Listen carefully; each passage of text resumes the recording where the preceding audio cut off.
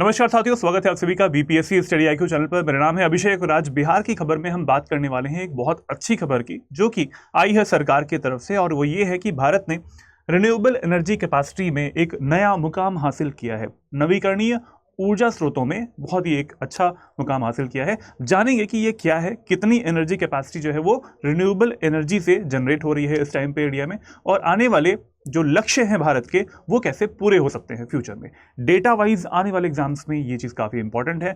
पूछा जा सकता है आपसे प्रीलिम्स में कि कितनी एनर्जी कैपेसिटी टोटल इस टाइम पे अवेलेबल है। चलिए वीडियो को शुरू करते हैं, शुरुआत से अंत तक पूरा देखिएगा, ये वीडियो काफ़ी इंपॉर्टेंट होने वाला है आपके लिए। शुरुआत करने से पहले अगर आपने बीपीएससी स्टडी आईक्यू चैनल को सब्सक्राइब नहीं किया है तो कर लीजिएगा। इंपॉर्टेंट वीडियोस आपको यहाँ पर मिल जाएंगे सारे सब्जेक्ट से रिलेटेड जो कि आपको एग्जाम में पूछे जाते हैं।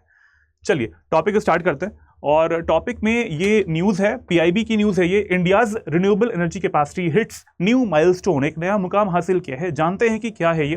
Renewable energy now constitutes more than 46.3% of the total capacity. देखिए, एक होता है पूरे भारत में जो एनर्जी बनती है, बिजली जो बनती है वो किस किस सोर्सेज से आती है।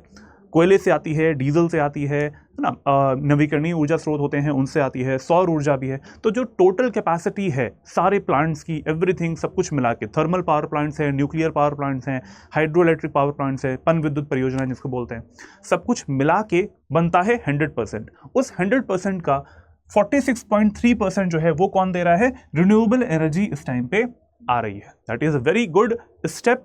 हमारे जो देश के नेशनली डिटर्मिन्ड कॉन्ट्रीब्यूशंस हैं, जो कि हमने डिसाइड भी किए हुए हैं, उस तरफ हमारा ये स्टेप बहुत ही अच्छा जा रहा है। आते हैं डेटा की तरफ। पीआईबी के अकॉर्डिंग इंडिया ने सरपास कर लिया है 200 गीगावाट का मार्क। भारत की कुल नवीकरणीय ऊर्जा क्षमता जो है वो क्रॉस कर चुकी है 200 गीगावाट को, और ये बहुत बड़ा स्टेप है। कितना हो चुकी है इस टाइम पे? 203.18 gigawatt. This is very important data. 203.18 gigawatt यहां पर मैंने लिखा भी हुआ है। केंद्रीय विद्युत प्राधिकरण के अनुसार ये सोर्स बहुत जरूरी है। According to the central electricity authority, the total renewable energy based electricity generation जो है वो कितना हो चुका है? 203.18 गीगावाट। ठीक है, अब जरा इसको कंपेयर करते हैं कि पहले कितना था, 2023 में कितना था और 2024 में कितना हो चुका है। देखिए, ये गवर्नमेंट की तरफ से, हाँ अभी कंपेयर करेंगे उसको भी, लेकिन ये मिनिस्ट्री ऑफ पावर की जो वेबसाइट है वहां पर पहले हमें ये देखना पड़ेगा कि टोटल हमारा कितना टारगेट है। इंडिया का रिन्यूएबल एनर्जी का जो टारगेट है वो कितना है? 2030 तक 500 गीगावाट। ठीक है, 2030 तक, 2030 तक इट इज 500 गीगावाट है फ्रॉम नॉन फॉसिल सोर्सेज से। फॉसिल का मतलब होता है जीवाश्मी ईंधन, जैसे कि क्रूड ऑयल हो सकता है, कोयला हो सकता है ना, ये सब डीजल हो सकता है, इन सब से जिससे कि कार्बन उत्सर्जन बहुत ज़्यादा होता है, उनको हटाने के बाद में जो नॉन फॉसिल सोर्सेज हैं उनसे जो टारगेट है वो कितना है? 500 gigawatt. You can see here ministry of power की एक जो वेबसाइट है वहां पर लिखा भी हुआ है 500 gigawatt non fossil fuel target. अब ये इस टारगेट को फुलफिल करने में ये जो स्टेप आज के समय में, अक्टूबर का डेटा है, अक्टूबर 2024 का ही डेटा है ये वाला, और उसके हिसाब से बहुत ही अच्छा स्टेप है। 203.18 गीगावाट की पावर अभी हम लोग जनरेट करना स्टार्ट कर चुके हैं, और एक्सपोनेंशियली ये राइज ही करने वाला है आगे। इसकी दिशा में आगे बढ़ते हैं और ये देखते हैं कि टोटल रिन्यूएबल एनर्जी कैपेसिटी जो इंस्टॉल्ड है वो कितनी है। तो अक्टूबर 2023 में, पिछले साल अक्टूबर 2023 में it was 178.98 gigawatt, but now after 1 year, एक साल के बाद में इट हैज बिकम 203.18 गीगावाट, जो कि हमने अभी इससे पहले देखा भी। कितना प्रतिशत की वृद्धि हुई है? इट हैज इंक्रीज्ड बाय 13.5% या फिर 24.2 गीगावाट। अब यहाँ से इसको सब्ट्रैक्ट कर सकते हैं, घटा के आप यहाँ से निकाल भी सकते हैं ये वैल्यू, और टोटल कितना हो जाएगा? 13.5% इतना इसमें इंक्रीज भी हुआ है। आते हैं सेकंड डेटा पर। भारत की कुल गैर जीवाश्म ईंधन क्षमता परमाणु ऊर्जा को मिलाने के बाद में, इट मींस न्यूक्लियर एनर्जी जो सोर्स जनरेशन होता है उसको मिलाने के बाद में 2023 में इट वाज 186.46 गीगावाट्स, बट एक साल बाद it has increased by 211.36 gigawatt हो चुकी है इस टाइम पे। तो यहां पे भी आप देख पा रहे हैं कि काफी ज्यादा इंक्रीज हुआ है, right. Total non fossil fuel capacity, ठीक है, ये नॉन फॉसिल फ्यूल कैपेसिटी है, इंक्लूड किया जाता है इसमें न्यूक्लियर एनर्जी को, ठीक है, तब इतना हो गया है। चलिए और कुछ डेटा यहाँ पे कवर कर लेते हैं। ये ministry of new and renewable energy की तरफ से ये एक डेटा यहाँ पर आपको दिखाई दे रहा है। Record increase in the India's renewable energy capacity. यहाँ पर सबसे पहले ऊपर की तरफ देखेंगे, ये जो डेटा, ये जो पाई दिया हुआ है, पाई चार्ट दिया हुआ है, ये है सोलर एनर्जी का, सौर ऊर्जा का है। तो 2023 में इट वाज 72.02 गीगावाट्स। अक्टूबर 2023 में इट वाज 72.02 गीगावाट्स, बट एक साल बाद अक्टूबर 2024 में इट इज़ 92.12 गीगावाट। बहुत ज़्यादा इंक्रीज आपको देखने में मिल रहा है, 27.9% का इंक्रीज हुआ है इसमें। ये बात हो गई सौर ऊर्जा की। अब आते हैं विंड ऊर्जा की तरफ या फिर पवन ऊर्जा की तरफ, विंड एनर्जी की तरफ में। यहाँ पर 2023 में it was 44.29 gigawatts, but now in the October month 2024 it is 47.72 gigawatts. तो ये हर चीज़ में आप देख पा रहे हैं कि इंक्रीज भी हुआ है। ये सारे नवीकरणीय ऊर्जा स्रोत हैं। सौर ऊर्जा, पवन ऊर्जा, ये हमने देख लिया। यहाँ पर इंक्रीज कितने प्रतिशत हुआ है, 7.7% की इंक्रीज हुई है। सौर ऊर्जा पर इस समय बहुत सारी गवर्नमेंटल स्कीम्स भी चल रही हैं, जैसे कि सोलर रूफटॉप प्रोग्राम भी चल रहा है, इसमें पीएम कुसुम योजना भी चल रही है। तो ये सारे स्कीम्स भी काफ़ी हेल्प करती हैं इस परसेंटेज को राइज करने में, बढ़ाने में। ये ministry of new and renewable energy की तरफ से डेटा अवेलेबल है। आते हैं आगे, कौन कौन से ऐसे तरीके होते हैं जहां से हम लोग नवीकरणीय ऊर्जा को जनरेट करते हैं। आप यहाँ पर देख पा रहे हैं सोलर पार्क्स लगाए जाते हैं। पूरा बहुत बड़ा एक एरिया होता है जो कि सोलर पैनल्स लगे रहते हैं, वहाँ पे बिजली पैदा होती है सोलर पैनल से। दूसरा यहाँ पर आप देख पा रहे हैं विंड फार्म्स होते हैं। विंड फार्म्स पवन ऊर्जा के लिए ये पवन चक्कियाँ लगाई जाती हैं, इस तरह के विंड मिल्स जो है वो लगाई जाती हैं। उसके साथ साथ हाइड्रो इलेक्ट्रिक प्रोजेक्ट्स, पहाड़ी क्षेत्रों में या फिर जो ऊंचे क्षेत्रों से नदियां आ रही होती हैं, उनके नदियों के प्रवाह के रास्ते में ही डैम्स बनाए जाते हैं, और डैम्स क्या करते हैं, वहाँ पर पानी को रोकते हैं। स्थितिज ऊर्जा को गतिज ऊर्जा में कन्वर्ट किया जाता है, पोटेंशियल एनर्जी को काइनेटिक एनर्जी में कन्वर्ट किया जाता है वाटर की। उसके बाद में इलेक्ट्रिसिटी जनरेट की जाती है, इलेक्ट्रिकल ऊर्जा जो है वो पैदा की जाती है। तो ये 3 प्रोसेस होते हैं बेसिकली, यही वाले प्रोसेस होते हैं जिनसे कि गैर नवीकरणीय ऊर्जा स्रोत होते हैं। इसके बाद डेटा यहाँ पर कुछ और भी अवेलेबल है, कौन से स्टेट्स जो है वो सबसे आगे हैं इस टाइम पे रिन्यूएबल एनर्जी को कैपेसिटी को डेवलप करने के लिए, बढ़ाने के लिए। तो यू कैन सी राजस्थान सबसे नंबर 1 पे आ रहा है। आगे आने वाले एग्जाम के लिए ये डेटा काफ़ी इंपॉर्टेंट है।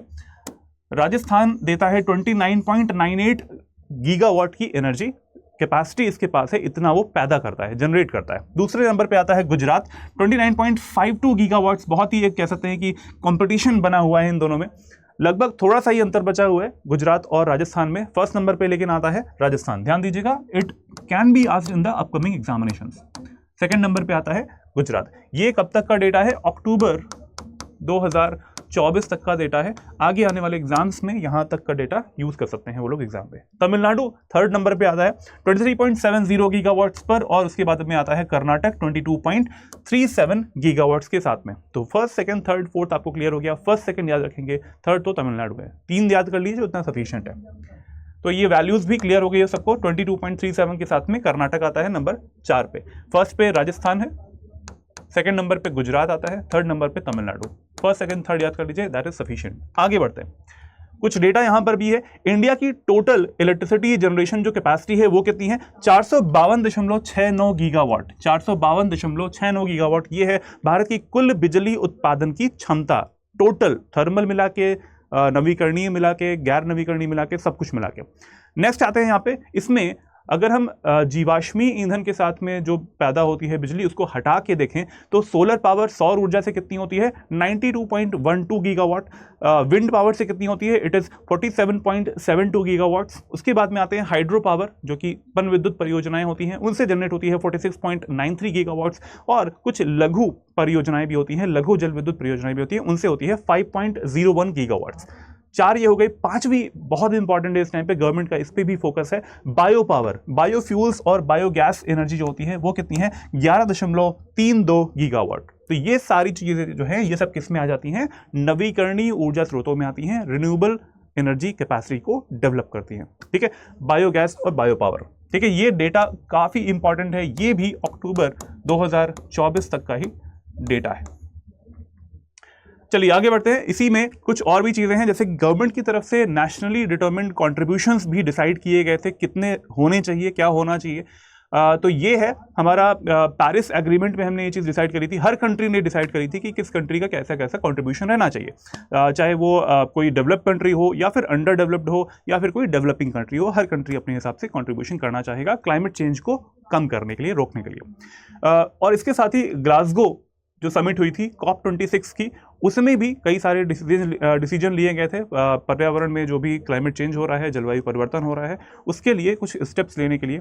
इन्हीं स्टेप्स के अलाइनमेंट में कुछ जैसे प्रिंसिपल्स भी हैं। These efforts align with the principles of equity and common but differentiated responsibilities. ये बहुत ही इंपॉर्टेंट टर्म है, जब आप इन्वायरमेंट पढ़ते हो तो ये टर्म बहुत आता है, CBDRRC, equity and common but differentiated responsibilities and respective capabilities. इसका ये मतलब है कि कोई कंट्री, मान लीजिए कि यूएस है, अब यूएस के पास कैपेसिटी बहुत अच्छी खासी है, ठीक है, और उनका जो कैपेबिलिटी भी प्रॉपर है, उनके पास अच्छी खासी है, बट इसी के साथ देखा जाए तो कुछ डेवलपिंग कंट्रीज हैं, जैसे कि मालदीव हो सकता है, श्रीलंका हो सकता है, इंडिया भी देखा जाए तो पुअर ही कंट्रीज में आता है। We can say we are in the condition of developing countries, right.